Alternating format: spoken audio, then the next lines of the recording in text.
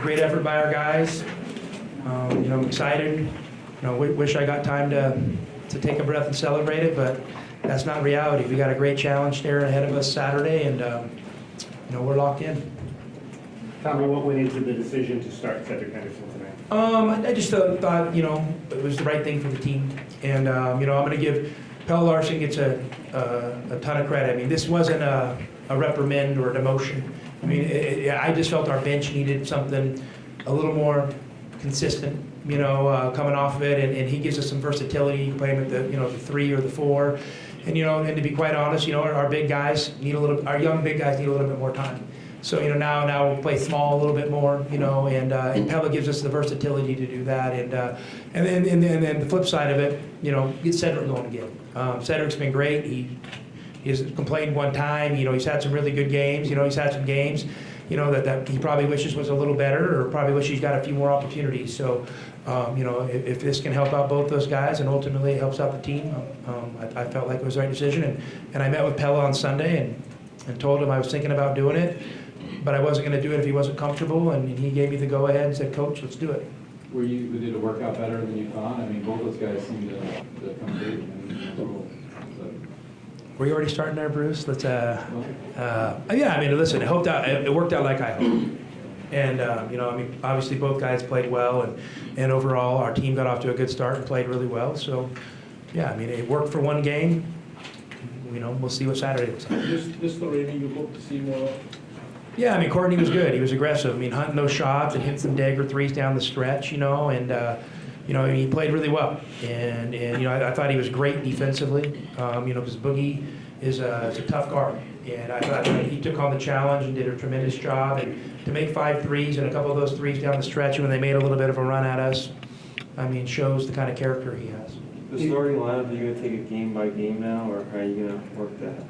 Oh my gosh, you guys are making me prognosticate. I mean, I'm assuming Saturday we'll stick with what we did today. I mean, I didn't make it. It wasn't a knee-jerk reaction. I thought it was the best thing for the team at the time, and it looks like it worked out. So I'll probably do it again. In terms of asking Pella if he was okay with it, is that something you always do? I mean, I'm a year and a half into this. I haven't tinkered with a lot of starting lineups, to be honest with you. So, but traditionally, I'm probably not the guy that would change the starting lineup because I'm thoughtful of, starting doesn't mean a lot to me. I mean, it's about putting lineups out there and finishing games and finding combinations. So, I think, it was a simple decision for me. I made it kind of Saturday night after we played Oregon. I just wanted to make sure our team was cool with it, and we got great dudes, and they were cool with it. So, it ain't much more complicated than that. Did you get after them to get on the board since 2017? They've been very impressive. Well, for sure. I mean, our rebounding numbers are good, but I don't know for a good rebounding team, if that makes sense to you. I mean, our plus minus is good. Our percentages are okay, but I just think I think our team has more potential than it.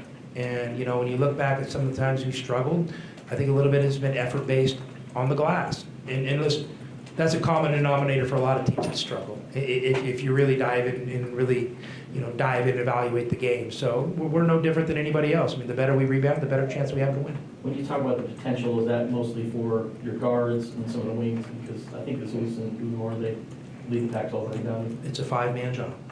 Rebounding's an every-man job.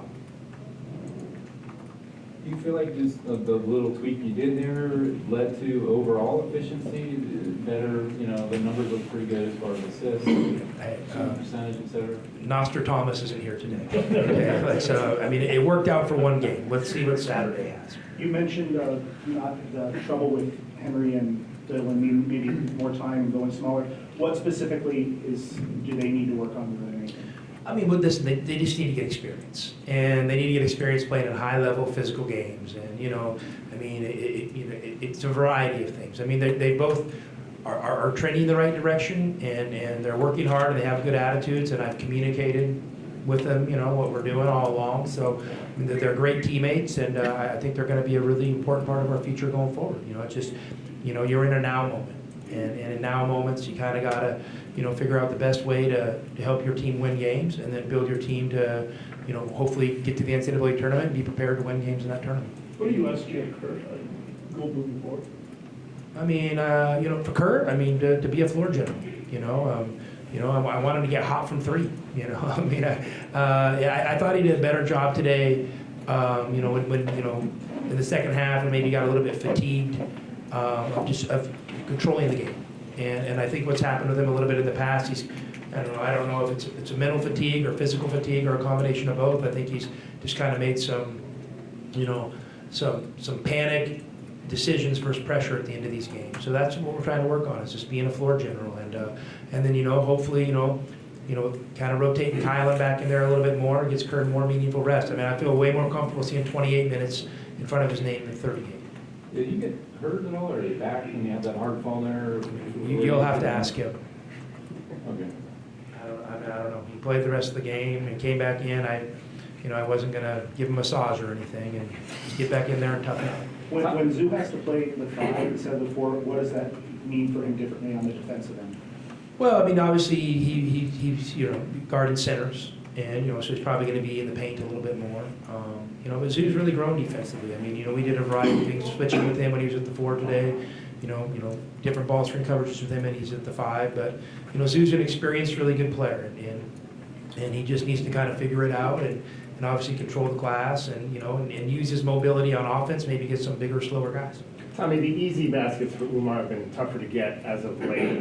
Where does he need to be better in that 2 to 4 foot range? Make them. Just make them. I mean, he's got to get better at making them.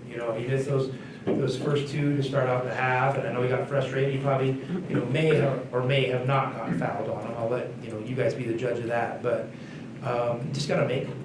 He's got to make it. We really value finishing, and he's been a great finisher overall. And he just, and unfortunately, if you finish one in the first half, it doesn't count for points in the second half. You got to finish every shot by shot by shot by shot. Is there, you're a big man connoisseur. Is there a science to teaching big men to finish? For sure.